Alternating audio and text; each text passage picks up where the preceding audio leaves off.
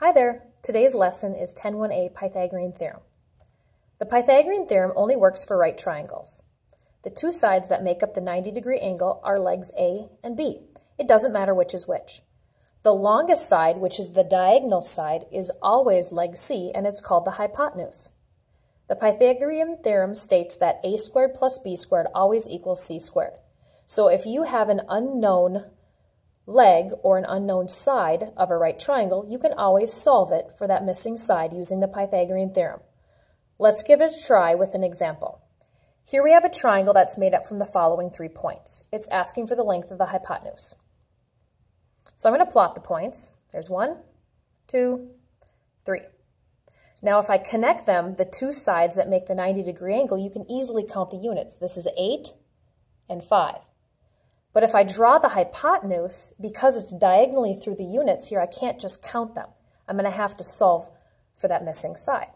So what I'm going to do is redraw this triangle, and I'm going to label the top 8 units, and then this height here, 5 units, and solve for C.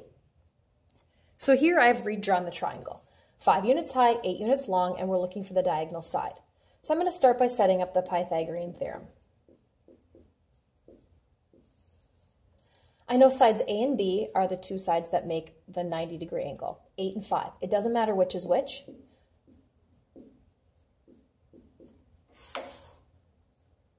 Now I can just go ahead and type this right into the calculator. And if you do that, you get 89. However, it says c squared is 89, and this is only c. Of course, I know that this is the longest of the 3 legs, but it's definitely not 89 units long. So I've got one more step. Here I have squared, and the inverse operation of that is square root. So if I do that, these two will cancel. But if I find the square root of this side, I have to do it over here as well. So now I get c is approximately, this is an irrational number, so if you type it into the calculator, you get about 9.4. So that means that this side is about 9.4 units long. And of course, you can see it is the longest of the 3 legs. The next example asks, how is the size of a TV determined? The size of a TV is determined by the diagonal of its screen, so corner to corner. So if I have a TV that has a screen length of 21.6 inches and a screen height of 16.2 inches, I want to figure out what size the TV actually is. So I need to figure out the diagonal length of the TV. So what I'm going to do is take this triangle here and I'm going to redraw it so it looks like this. And then you can see here that I am trying to solve for C, the hypotenuse. So these two sides that make the 90-degree angle will be our sides A and B. So A squared plus B squared equals C squared. A could be 16.2 squared plus 21.6 equals C squared. Now you should be able to type all of this into the calculator. And when you do that, it says 729. Well, clearly this isn't a 729-inch TV. I still have to take the square root. That cancels. Now here I need the square root of 729, which ends up being exactly 27. This is a 27-inch TV. In the next example, it's asking what is the length of the gas line. So it looks like Rogers Middle School has a gas line that's running and connecting to a main gas line here. And we're asked for the length of this gas line that's diagonal. Well, think about, could you make a right triangle out of this? Well, absolutely. If I just draw a vertical line straight down here, I then would have a right triangle that I'm tracing with my finger. Now, if I count the units, 1, 2, 3, 4, 5 units long or high, and then 3 units long at the base, I'm here trying to find the hypotenuse. So what I did was I just redrew this. So here I have a 5 unit high, 3 unit long, and the gas line is diagonal.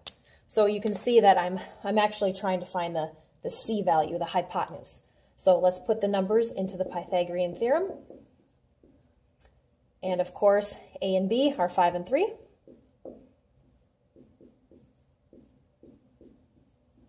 And then you just type in your calculator, 5 squared plus 3 squared. and that's going to give you 34. And we know it's not 34 units long, so I want to take the square root. So I get C is approximately, the square root of 34 is irrational, so I type that into the calculator and get approximately 5.8. So right here, the gas line would be about 5.8 units long. Now this could be meters, this could be yards, whatever the unit is, but of course we can see that this is the longest of the three legs. The next example says, how far up on the house will this 15-foot ladder reach? So here we can see that we have a 15-foot ladder leaning up against the side of a house. The base of the ladder is 9 feet away from the house, and we're wondering how high up the ladder is going to reach. Well, looking at this, the ladder is leaning diagonally. That's side C, the hypotenuse, which is always the longest side. If that's 15, we know that the height has to be less than 15. So I just redrew the triangle, and I'm going to then solve for the height. Now this one's a little bit different than the last couple examples, because if I look here, 9 feet and the height make the 90-degree angle. We know the hypotenuse in this case. So I'm actually trying to solve for either A or B. In this case, let's just call it A, which means 9 feet is B and 15 is C.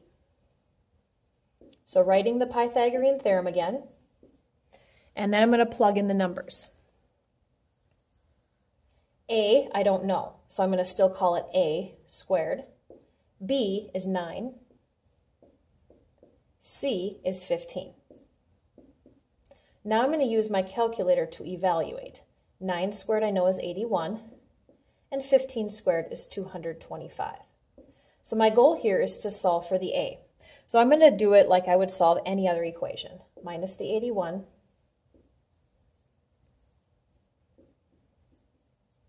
And last step here, I know that it's not 144 feet, so I have to take the square root, both sides of course. And the square root of 144 is rational. It comes out exactly to 12. So that means that this ladder will reach up 12 feet on the house. Here it says the number square root of 53 is the length of the hypotenuse of a triangle with a side length of 2. And what other side length? We have some multiple choices. However, when there's no picture, it's always a good idea to draw one. So it says the number square root of 53 is the length of the hypotenuse. So I'm just going to draw a right triangle, and the hypotenuse would be the square root of 53. Then it said that it has a side length of 2, and what other side length? So I just have to make one of these sides 2.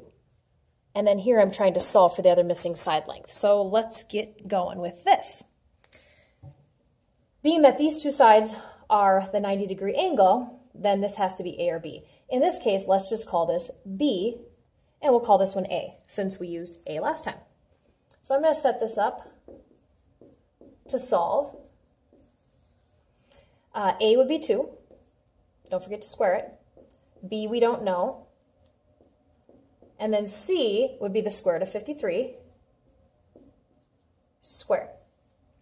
Now let's evaluate these with a calculator. This is easy.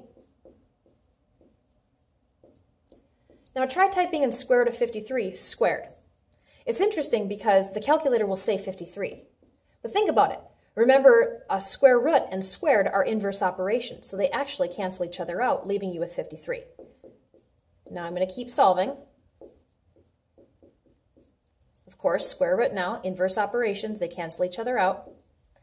And because the square root of 49 is rational, it turns out to be exactly 7, which means the answer to our question is letter A. Here we're asked which set of lengths could be the side lengths of a right triangle.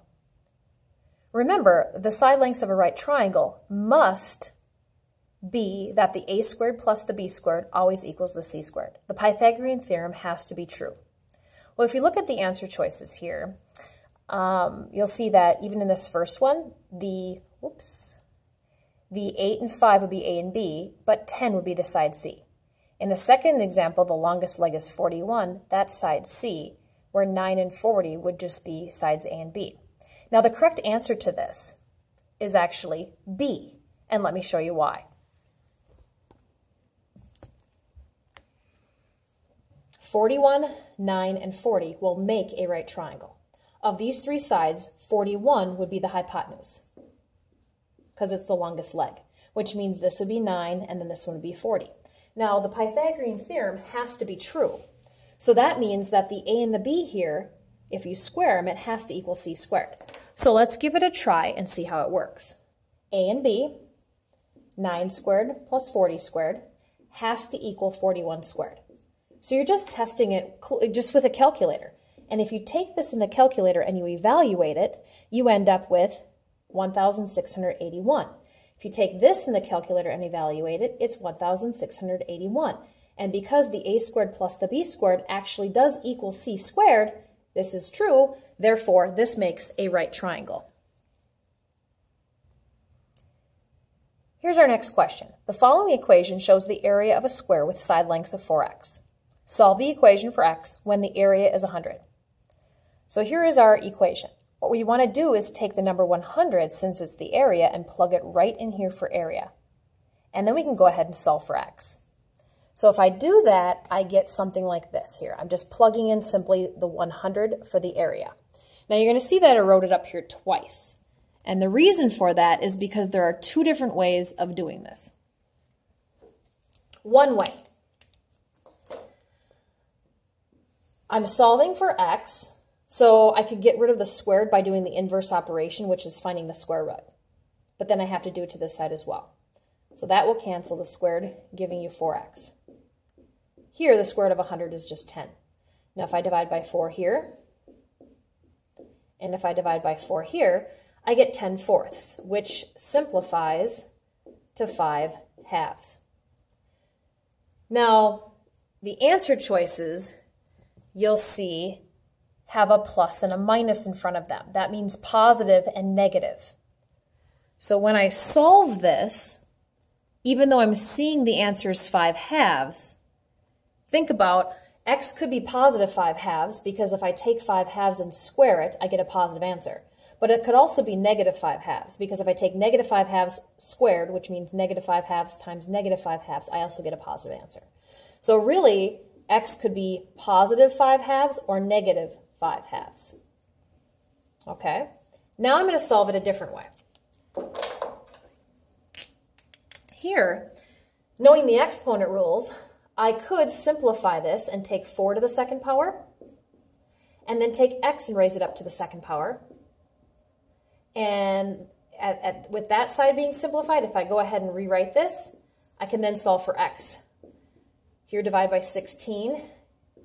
And if I do that to both sides, I get x squared equals 6.25.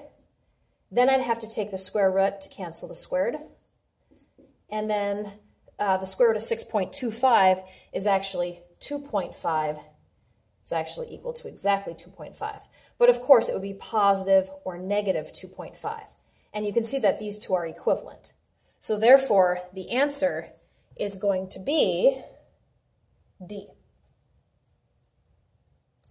And that's everything for Pythagorean theorem. Hopefully that will help you with your assignment. Have a great day. Bye-bye.